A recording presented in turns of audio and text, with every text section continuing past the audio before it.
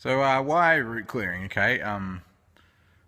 What root clearing really does is it digs up the episodes. All right. So we use the testing to get the actual episodes, so you can actually remember them and get a handle on it, which is what traditional like therapy, psychotherapy, and stuff does anyway. Is like tries to help you remember and then make the connection. Oh, that's why I do that. It's because of that. And then usually it's like a cognitive behavioral thing of like actively trying not to do that, and then your feelings catch up when you start being a different person.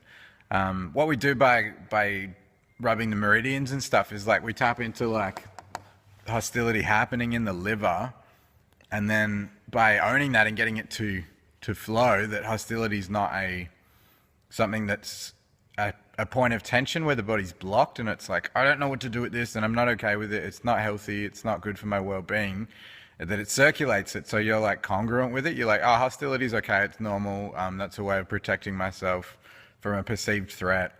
And you're almost less likely to employ it because you realize it's just a physiological response to something that's probably not that threatening, So that's what's powerful using the meridians, is going back to the body. It's not like a mental thing. It's like, okay, this is a physical response to a threat, okay? Now, the other thing that's really powerful about root clearing is we're able to draw like subtle connections that are just personal to you. So, for instance, you might have shame that goes with hostility, and that's something that not everyone gets. That's just like something that's personal to you, that you go, I get a shame hangover after I have like a hostile outburst. And for someone else, that might be like guilt, that like they feel guilty after a hostile outburst. All right. So the way that we process emotions is different and can be quite complicated due to our situations and stuff like that. So that's another really powerful thing about root clearing, is it gets some of those subtleties out that aren't common to everybody, that it's like the way that you do a particular emotion.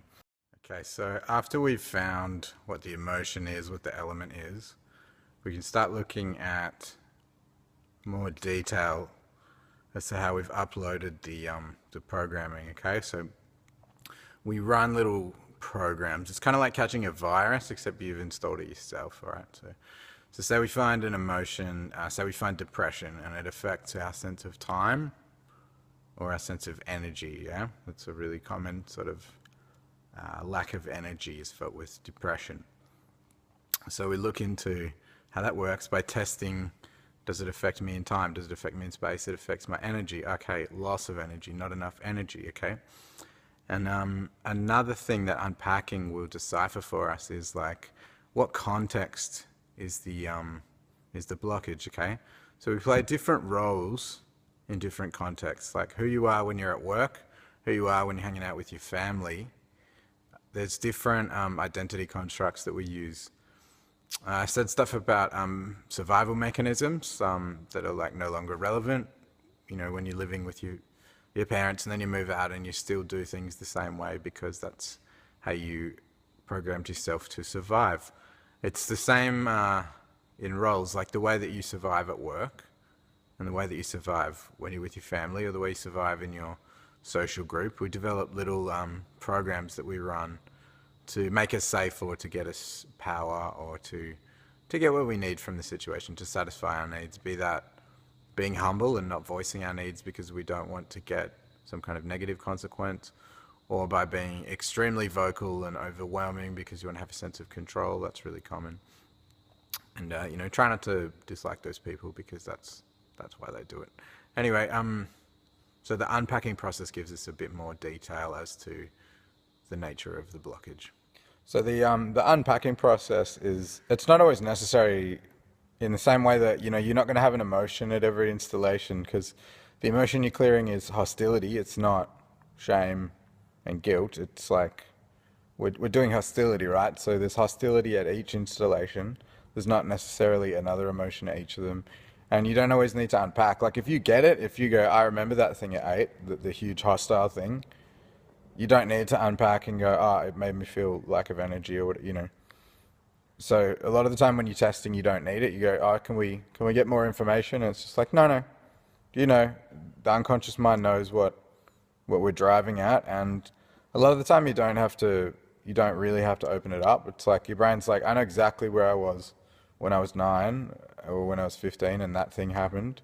And because we're talking about hostility or whatever, it's like, yeah, I know what you're bringing it out of the unconscious into the conscious mind and then going, let's trigger the meridian where this happens.